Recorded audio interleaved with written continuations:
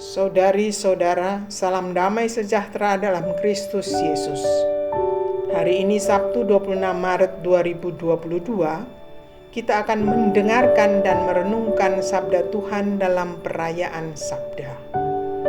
Dalam nama Bapa dan Putra dan Roh Kudus, amin. Marilah kita berdoa.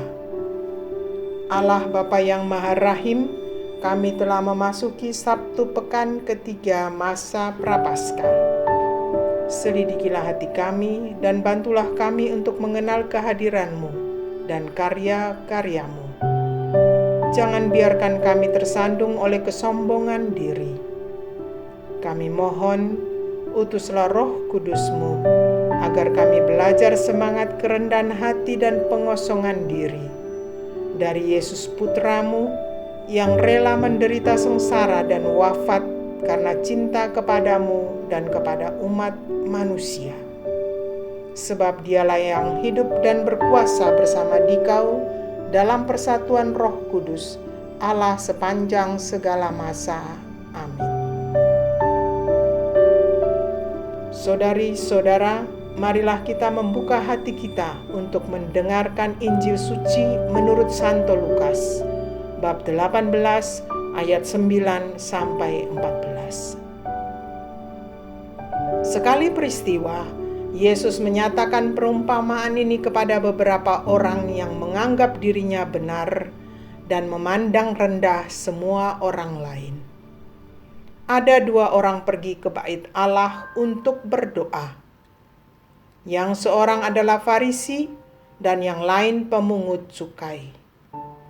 Orang Farisi itu berdiri dan berdoa dalam hatinya begini,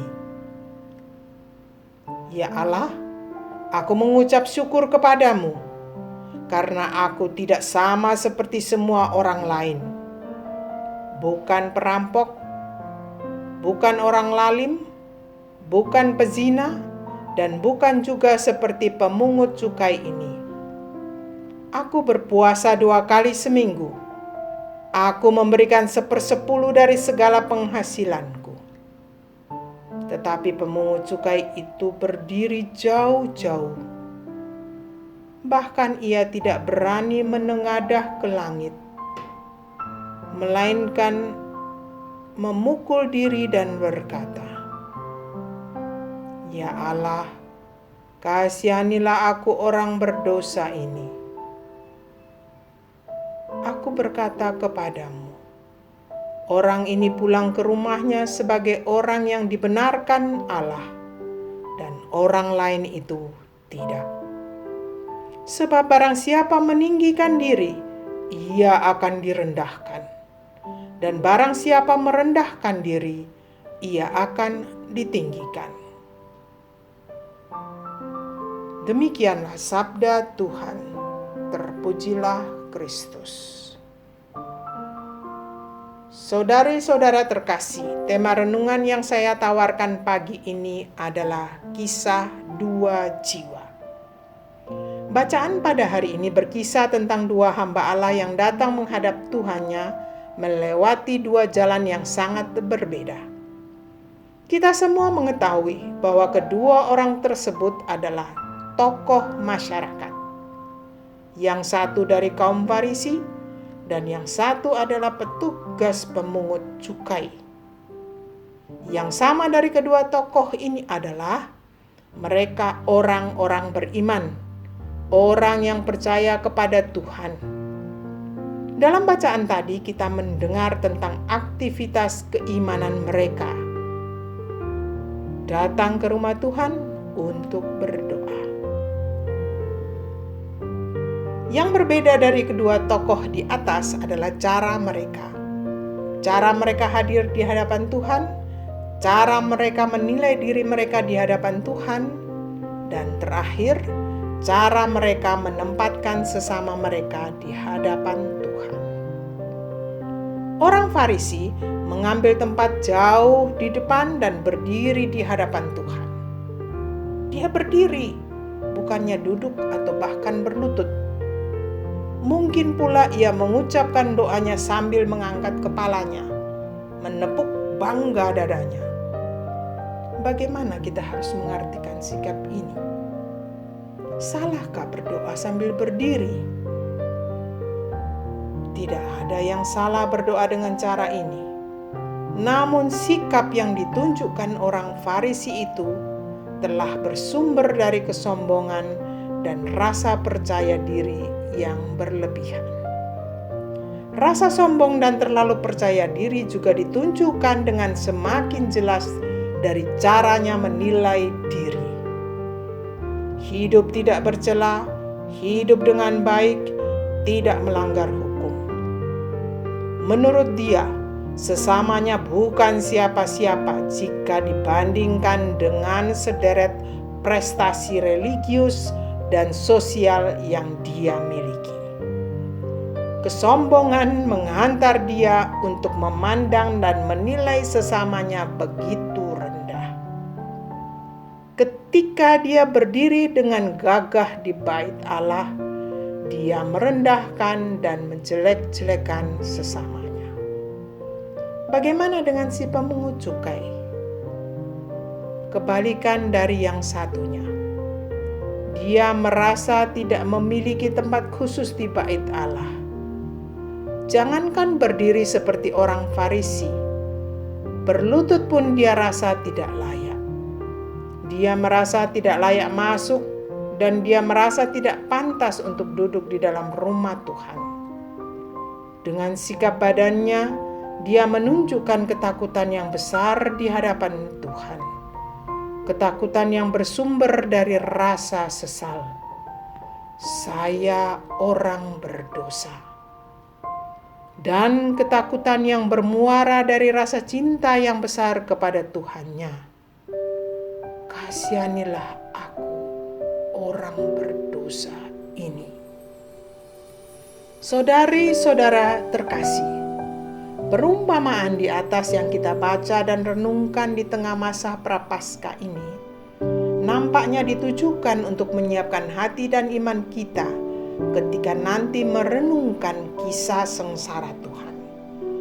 Khususnya tentang hadirnya dua jiwa di sebelah kanan dan kiri Yesus di Golgota.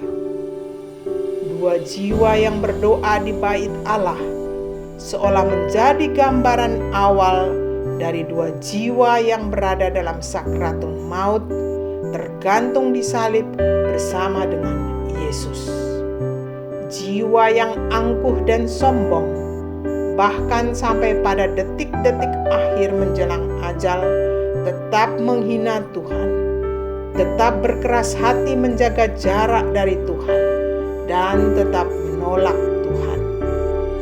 Padahal Tuhan selalu membuka pintu bagi jiwa yang datang dengan sesal dan tobat yang sungguh. Bagi jiwa yang sangat ingin mencintai Tuhannya. Dari atas kayu salib, Yesus sudah menunjukkan arah dan tujuan hidup kita. Sebagaimana Yesus sampaikan kepada jiwa yang satunya.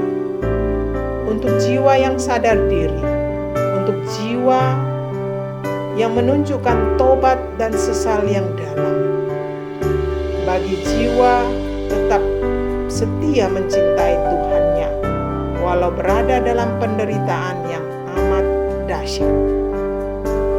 Yesus menyiapkan Firdaus yang lebih penting lagi, tinggal bersama Yesus di Firdaus. Dengan jelas Yesus menunjukkan kepada kita bahwa pertobatan dan cinta kepada Tuhan adalah satu-satunya syarat untuk dapat tinggal bersama Yesus di Firdaus. Perumpamaan tentang dua jiwa di bait Allah mengajarkan beberapa hal kepada kita. Bertobat berarti menjalin kembali hubungan yang baik dengan Tuhan, dengan diri sendiri dan dengan sesama. Orang yang benar-benar bertobat akan selalu setia membarui cintanya kepada Tuhan. Doa utama seorang yang memiliki rasa sesal dan tobat yang mendalam hanyalah kata-kata sederhana ini. Kasihanilah saya, orang yang berdosa ini. Orang yang bertobat tahu persis posisi dirinya di hadapan Tuhan. begitu tidak pantas, rendah dan hina. Orang yang memiliki tobat dan sesal sejati akan selalu mencintai sesamanya. Pertobatan akan mengantar kita untuk semakin tekun berdoa. Pertobatan akan menuntun kita untuk semakin dekat dan akrab dengan Tuhan. Pertobatan akan menuntun kita untuk semakin menghormati sesama manusia. Masa Prapaskah disiapkan untuk kita semua agar kita mengingat kembali tujuan utama hidup kita. Tinggal bersama Yesus di Firdaus. Kita wajib membarui semangat doa kita, dan doa utama yang perlu digaungkan terus-menerus selama masa Prapaskah ini adalah, Tuhan, kasihanilah saya orang berdosa ini. 2 jiwa berjalan bersama memasuki bait Allah, dan hanya 1 jiwa yang dinilai pantas berada di Firdaus. Jiwa itu adalah jiwa yang tekun berdoa karena rasa sesal dan tobat yang dalam. Jiwa itu adalah jiwa yang memiliki cinta yang mendalam kepada Tuhan dan sesamanya, karena rasa sesal dan tobatnya yang sempurna. Dan bagi jiwa itu, Tuhan menjanjikan Firdaus dan tinggal bersama Tuhan di Firdaus. Kita akhiri renungan kita dengan berdoa. Marilah kita berdoa. Ya Bapa yang Maha Rahim, baruilah diri kami dengan pertobatan yang mendalam, agar kami boleh mengambil bagian dalam misteri sengsara, wafat dan kebangkitan Putra-Mu, dan menikmati buah-buah penebusannya kelak dalam hidup yang kekal. Sebab Dialah Tuhan pengantara kami. Amin. Dalam nama Bapa dan Putra dan Roh Kudus. Amin.